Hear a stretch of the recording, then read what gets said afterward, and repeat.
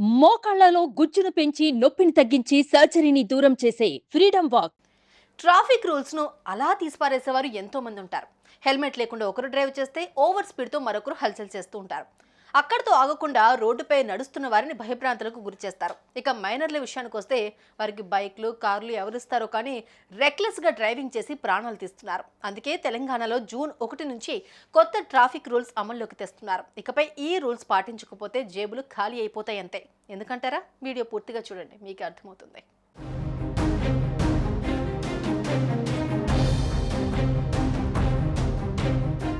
ఇప్పటి వరకు ఒక లెక్క, ఇప్పటి నుంచి మరో లెక్క అంటున్నారు ట్రాఫిక్ పోలీసులు. రోడ్డుపై ఎలాంటి తప్పు చేసినా ఫైన్లు మాత్రం తప్పు. జూన్ 1 నుంచి వస్తున్న కొత్త రూల్స్ తో వాహనదారులు అలర్ట్ అవనున్నారు.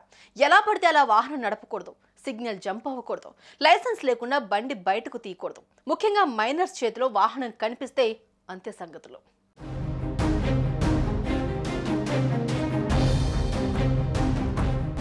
తెలంగాణలో జూన్ 1 నుంచి కొత్త ట్రాఫిక్ రూల్స్ అమల్లోకి రానున్నాయి. నియమాలు ఉల్లంఘిస్తే భారీ ఎత్తున జరిమానాలు చెల్లించాల్సి వస్తుంది.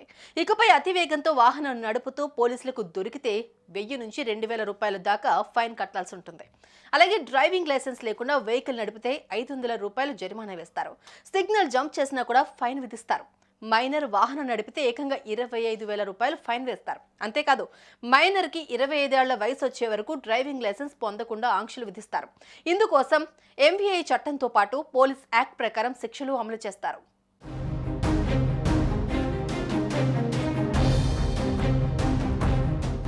ఇక జూన్ 1 నుంచి కొత్త డ్రైవింగ్ లైసెన్స్ రూల్స్ కూడా మారనున్నాయి. ప్రస్తుతం డ్రైవింగ్ లైసెన్స్ కావాలంటే ఆర్టీఏ ఆఫీస్కి వెళ్లాల్సి ఉంటుంది. అక్కడ స్లాట్ బుక్ చేసుకుని గంటల కొద్దీ వెయిట్ చేసి డ్రైవింగ్ టెస్ట్ పాస్ అయిన తర్వాత లైసెన్స్ ఇష్యూ చేసేవారు. కానీ జూన్ 1 నుంచి లైసెన్స్ కోసం ఆర్టీఓ ఆఫీస్కి వెళ్లాల్సిన అవసరం లేదు.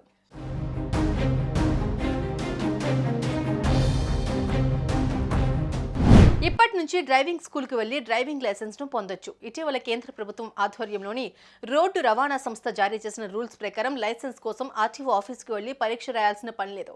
ఇక మీదట ప్రైవేటు డ్రైవింగ్ సంస్థలే డ్రైవింగ్ కు సంబంధించి టెస్టులు నిర్వహించి సర్టిఫికెట్లు జారీ చేస్తాయి. దీని ఆధారంగా డ్రైవింగ్ లైసెన్స్ కోసం అప్లై చేసుకోవచ్చు. అయితే ఇలా డ్రైవింగ్ లైసెన్స్ జారీ చేసే సంస్థలకు సంబంధించి కూడా కేంద్ర రోడ్డు రవాణా సంస్థ కొన్ని మార్పులు చేసింది.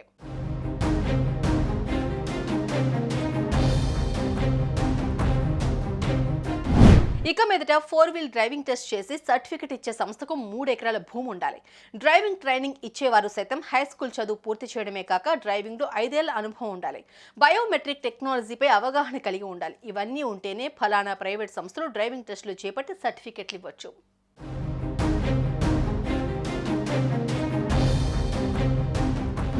లైసెన్స్ సంపాదించడం కాస్త ఈజీ అయినప్పటికీ ఇలా ట్రాఫిక్ రూల్స్ బేఖాతరు చేసే వారికి మాత్రం ఇప్పటి నుంచి చుక్కలు కనిపిస్తాయి.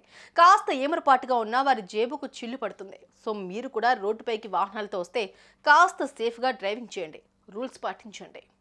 సుమన్ టీవీలో మీ పర్సనల్ అండ్ బిజినెస్ ప్రమోషన్స్ కోసం కింది నెంబర్కి కాంటాక్ట్ చేయండి.